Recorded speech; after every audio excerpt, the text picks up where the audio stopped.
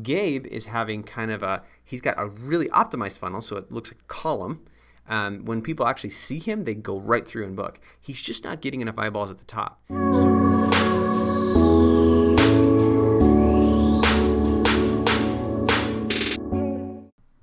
Hey everybody, Jeff, Data Geek with IntelliHost here. Today we're going to be looking at Gabe's property. I wanted to show this to you because Gabe has a really well optimized listing. He's got a great first page impression rate. He's getting on first page quite a bit. He's got a good click rate and he's got a great conversion rate. But he's just not getting quite enough eyeballs at the top. So if you look at this, see how this looks on IntelliHost. There's a new feature here in IntelliHost that allows you to actually break down. If you're not a data geek like me, you know this will just basically explain it to you, so you can just read the text and know what to do. You can see right up at the top it says you're getting 43 less average impressions per available day than most IntelliHost users. That means for all the available days that you have, you're getting less impressions for those days on average than the average IntelliHost user. Now, IntelliHost users are more optimized generally than the average Airbnb user, so take that with a grain of salt. But if you want to get more impressions, then you need to think about filters. How can I appear in more filters?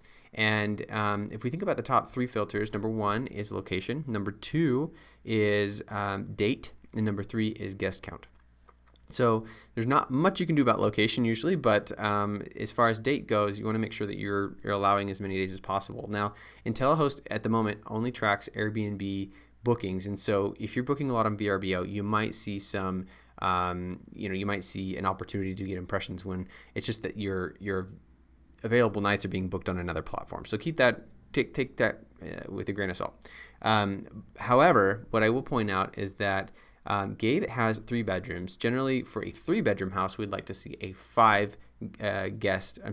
For a 3-bedroom house, we'd like to see like an 8-guest potential. So that means 2 people per room plus 2 on a couch or 2 on each couch or something like that.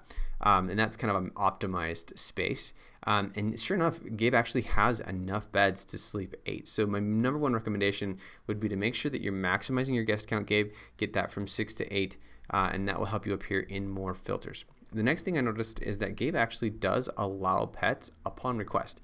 So he, if people are asking, if you're going to go through the pain of actually managing pets, you might as well get the search credit for it. But right now, he's not listing pets as an amenity.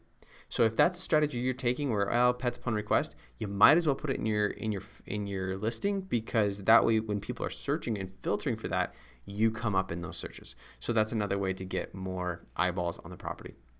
Now, what I want to show you real quick just before I jump off is what Gabe's funnel looks like compared to the competition. You can see that the blue, I just made this kind of silly mock-up just to kind of illustrate an example here. But the red funnel is competition. Now, that's a pretty typical funnel. You see as the steps move on, people kind of drop off. Gabe is having he's got a really optimized funnel, so it looks like a column. When people actually see him, they go right through and book. He's just not getting enough eyeballs at the top. So think about the impact. If he were to be able to get more filters, every time he does that, he actually, those will just convert really well. He's actually getting more bookings than his competition because he's making up for that in his shape of his funnel. But if he can just expand the top of that a little bit wider and get more eyeballs, he's going to get a lot more bookings. So anyway, hope that helps. Happy optimizing, and I hope we can do a follow-up video later, Gabe, and see how that affected yours.